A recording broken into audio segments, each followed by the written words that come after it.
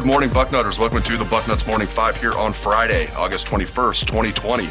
I am Dave Biddle. I am joined by Dan Rubin, the publisher of Bucknuts. We have the publisher and the editor of the site on today's show, and a lot to get into. Dan, obviously, Randy Wade is fighting the good fight here. He has organized a peaceful protest at the Big Ten offices today in Rosemont, Illinois. He's going to be joined by several other parents from the Big Ten. Our Steve Hellwagon is there covering it, so keep it locked to Bucknutters, and for full coverage of that, pictures, everything you can imagine. Dan, the million-dollar question, will this work? Dave, thanks for having me on. Obviously, it's 2020. Anything goes, a host and a guest. Unfortunately, I do not think it will work if work means get football back anywhere in the near future. I applaud Randy Wade. He has been amazing. I was fortunate enough to have him on the weekend pod a couple months ago before this all got much more serious, and he's something else. He's a force to be reckoned with. He really does get it. You know, I've talked a lot about how when Shaun Wade first committed here, everyone thought it was some Florida guy who would never get here. And we've gotten to the point now where his dad's been publicly quoted about Shaun wanting to finish a Buckeye and not wanting to transfer. But I just think it's too final. I think the decision has been made. They wouldn't have come out and had so many people come out, and say the decision was final if it wasn't. It's a shame, but and I applaud the parents for doing this. Peaceful protest at times obviously is done in the face of a challenge that may be too steep to overcome, but it's still important to do it and get your voice out there. So Randy Wade has been amazing. Justin Fields has been amazing. So I'm very proud of the way Ohio State's players and parents have handled it, and the coaches, and that's about it. Yeah, I'm with you. Yeah, I would love to tell the listeners, hey, I think there's a chance this is going to work. I do not think this is going to work. And I'm basically going to echo everything you said, Dan. I applaud Randy Wade. I applaud what Justin Fields is doing. I love how they're not going down without a fight. They're doing everything in their power. But I think, this is a final decision. Even if the Big Ten, Dan, thought the decision makers, the presidents who don't want to play, Commissioner Kevin Warren, of course. I don't think we talk enough about the presidents. So Kevin Warren deserves all the blame he's getting, but it's like some of these presidents that haven't said anything, that don't want to play football, they're not getting much heat. I just, even if they thought they were wrong, Dan, I don't see them reversing course at this point and admitting that they're wrong. I can't imagine it's going to happen. But to your point, I give these guys so much credit. Randy Wade, the players, everything that they're doing. I feel terrible for them because I do not think this is going to work. I'll be shocked if this works. I don't see – they've already come out – Emirates already come out and said they've canceled the fall championship games. They're doing everything they can to get the SEC and the ACC, et cetera, to pull out. I don't think they will. I mean, it's going to be a bizarre experience, but it's unfortunate, Dave. If you'd have told this pandemic has been one of the craziest experiences anyone has been through. And living in Ohio, and my son plays football, the idea that Ohio State's not going to play and every other team in the state's going to play may be the most bizarre thing that will happen. No question about it. Like, my daughter plays middle school tennis, which that's a naturally social distancing sport. There was really never doubt that was going to get played this fall. Although you never knew if they could have just canceled all fall sports for high schools and middle schools. I'm dropping her off the other day, Dan, and the 7th grade and 8th grade football team are playing. You're going to have 7th grade and 8th grade football and no Ohio State football. You're going to have, as you mentioned, every other team in the state's going to be playing. Well, I guess not MAC schools, but you know what I mean. Youngstown State's going to be playing as of now. Cincinnati Bearcats are going to be playing. You're going to have the Browns, the Bengals, all of these high schools. It is unfathomable to me that you're going to have high schools playing and you're not going to have Ohio State playing. But yeah, that's 2020 in a nutshell. I can't get my mind around it. When I do go to think about that in practice, because listen, my son is playing 8th grade football, and we live within hailing distance of UC. I just can't get my mind around it. Is that really going to – think about what that's going to be like in practice. It doesn't make any sense. So it's unprecedented, man. Like I said, 2020 is the most bizarre thing that's ever happened, and this is going to end up being one of the things that is the most bizarre, and that is a strong statement. And I'm sure the listeners are wondering, oh, is this winter slash spring season a legit option? I'm on record saying I really don't think it is, but if if Ryan Day thinks it is, and they think they can pull off having two seasons in the same calendar year, I guess that's better than only having one. I just don't think it's a viable option. Dan, what do you think? Is this a legit option? This winter spring idea? I'll believe the winter spring idea is a legitimate option, when the NFL starts to move its dates around. That's the only way I could see this happening. The league that's getting the most credit right now, obviously for the bubble and how that's gone, is the NBA. And they came out and said yesterday they're already planning on moving back the start of next season.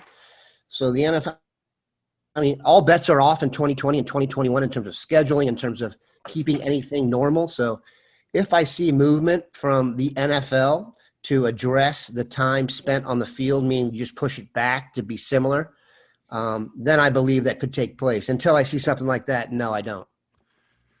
Just going by Twitter, which can be dangerous, the person on Ohio State's staff that is most upset about this is Mark Pantoni. Now, I'm sure Ryan Day is very pissed. They're all pissed, I'm sure. But Pantoni has just been going on a rampage on Twitter, and hats off to him for that. And, this could negatively affect recruiting. I know a lot of people want to know about that. What's your take on that, Dan? If the Big Ten doesn't play this year, which they're not going to, and the SEC, the ACC, the Big 12 not only play but are able to finish their seasons, could this negatively affect Ohio State's recruiting? Okay, provided this is a one-year deal here. So what I mean is, let's just say it's one season, it's a blip, we get back to normal after this. I think it will have little to no effect.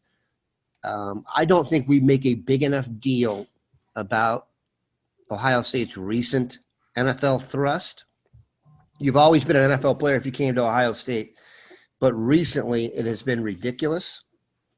I think that's what these kids come here for. So, no, provided this goes for 1 year and the strength they have on the staff and the continuity, if you look at it, the depth they have at quarterback. So, no, I don't. I'm not worried about recruiting. I am worried about it if it drags on, and now you're talking about the SEC getting a lot more snaps. But in the short term, I don't think it would affect it at all. In fact, Steve Wilfong said that might free up the coaches to do more visiting if they're not occupied otherwise. But Ohio State recruiting, I hope people understand this, is just trucking right now. It's showing no signs of slowing down. And I'm done questioning whether Ryan Day can adjust the zenith even further. So I don't think recruiting will be affected. No, not at all. I'm with you on that, and there's no way this is going to drag past 2021. We're going to have football again. It's going to be next fall probably, but we're going to have football again. And I agree with you. This is, if you're first of all, the 2021 class, I don't see any of those guys from this point on decommitting. They already have a great 2021 class. It doesn't affect them anyway. They wouldn't have been playing this fall for Ohio State anyway. A lot of them won't be playing high school football. And then the 2022 kids, it doesn't affect them either. They're even further away from it. They're just entering their junior season. So, yeah, I'm with you. I don't think it's going to affect recruiting, but I love how Pantoni, he's also fighting the good fight on Twitter. He has just been going on a rampage, and I love it.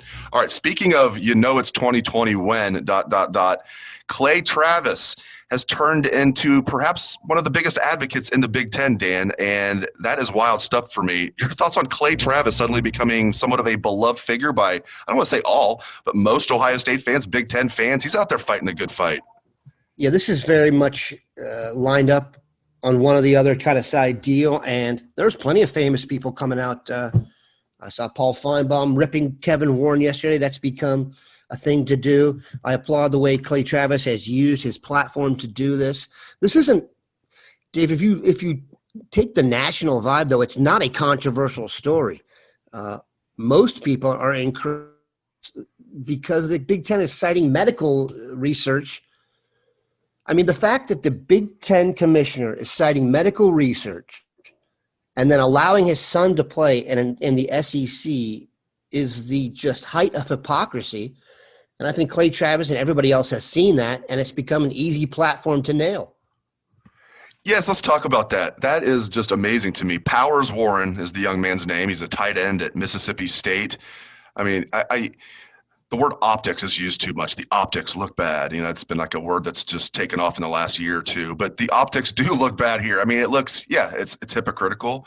How can you say it's unsafe for all of these Big Ten players, but you're going to allow your son to play? And people are going to say, listen, Powers Warren is an adult. And we know when you're in college, yeah, you're technically an adult, but my goodness, especially if you have a powerful dad like that, you're going to act like he has no say over what you do. Give me a break. Yeah, it's just another thing that adds to the ridiculousness of this whole situation, that you have the Big Ten commissioner calling off football and his son is going to be allowed to play in the SEC. It makes absolutely no sense to me.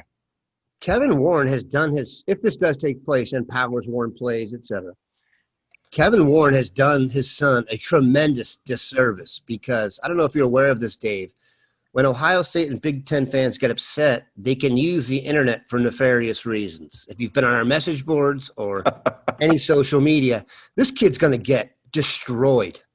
And with a name like Powers Warren, that's pretty hard to remember. He's going to be known for this forever.